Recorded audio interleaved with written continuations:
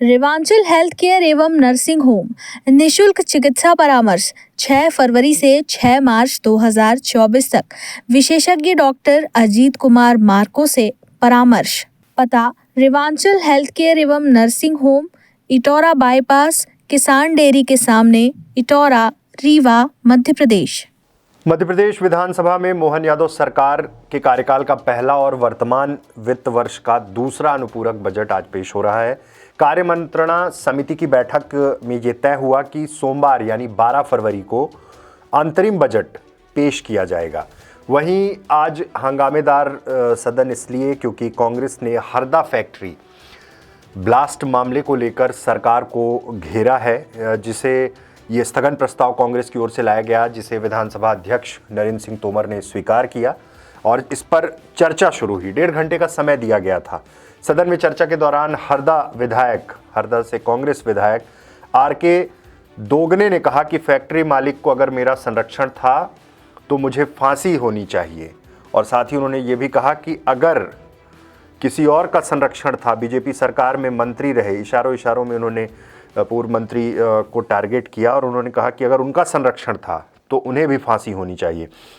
इस पूरे मसले को लेकर सदन में कांग्रेस आक्रामक रही। नेता प्रतिपक्ष उमंग सिंगार ने कहा कि इतनी बड़ी घटना घटी और मुख्यमंत्री चैम्बर में बैठे हैं।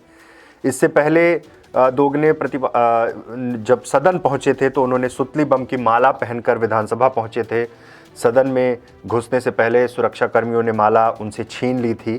और कांग्रेस जिस तरह से इस मुद्दे को लेकर आक्रामक है, इतनी बड़ी घटना घटी है मध्य प्रदेश में, उसके बाद प्रदेश सरकार, प्रशासन, हर जिले स्तर पर कलेक्टरों को निर्देश दिया गया कि ऐसे तमाम पटाखा फैक्ट्रियों का निरीक्षण किया जाए, और फिर जब निरीक्षण शुरू हुआ तो अलग अलग जगह से जब्ती शुरू हुई है। वहीं ये जो ब्लास्ट है उसकी चर्चा जब सदन में चल रही थी और जब वहाँ के विधायक, स्थानीय विधायक पहुँचे थे तो सुतली की जो पटाखे की बम की माला है वो पहन कर पहुँचे थे। उन्हें उस पर भी बीजेपी ने उन पर हमला बोला और कहा कि ये तरीका ठीक नहीं है और संवेदनशील होकर इस मसले पर जांच की बात होनी चाहिए, कार्रवाई होनी चाहिए। सरकार ने अब तक जो पीड़ित हैं, जो घायल हैं, उनके इलाज की व्यवस्था की है, लेकिन सवाल ये है कि ऐसे अलग अलग जिलों में इस तरह से अवैध तरीके से जो पटाखों की फैक्ट्री संचालित हो रही थी इतने लंबे समय से, उस पर अब तक सरकार ने ध्यान क्यों नहीं दिया, प्रशासन ने ध्यान क्यों नहीं दिया। वहीं एक मसला और उठा और ये कहा गया कि जब 2 लाइसेंस सस्पेंड थे तो तीसरे लाइसेंस पर फैक्ट्री कैसे चल रही थी, इसकी भी जांच होनी चाहिए। कई विभागों से एनओसी मिलती है और ये एनओसी किस स्तर पर दी गई। कुल मिलाकर कहीं ना कहीं इस हादसे के बाद ऐसे तमाम पक्ष निकलकर सामने आ रहे हैं जिसमें प्रशासन की जो भूमिका है वो बेहद संदिग्ध है। और आखिर क्यों अब तक कार्रवाई नहीं हुई, शहर के बीचों बीच इस तरह का पटाखा फैक्ट्री संचालित होना, इतना बड़ा हादसा होना, और उसके बाद देखिए प्रशासन और सरकार हरकत में आई है। प्रदेश भर के अलग अलग जिलों में इस तरह की छापेमारी शुरू हुई है कि कहीं पर इस तरह की कोई चीज़ संचालित तो नहीं हो रही, और तमाम जगह से ये चीज़ें निकल के आ रही हैं, तमाम पटाखे जब्त किए जा रहे हैं।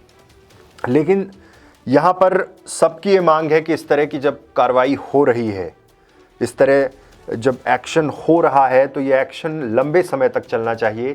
जब ये अखबार से खबरें हट जाती हैं या फिर ये जब विषय उतना प्रासंगिक नहीं रह जाता तब चीज़ें बंद कर दी जाती हैं। इसलिए निरंतर निगरानी सरकार और प्रशासन को करनी चाहिए। बहुत बहुत धन्यवाद। रेवांचल हेल्थ केयर एवं नर्सिंग होम निशुल्क चिकित्सा परामर्श 6 फरवरी से 6 मार्च 2024 तक विशेषज्ञ डॉक्टर अजीत कुमार मार्को से परामर्श।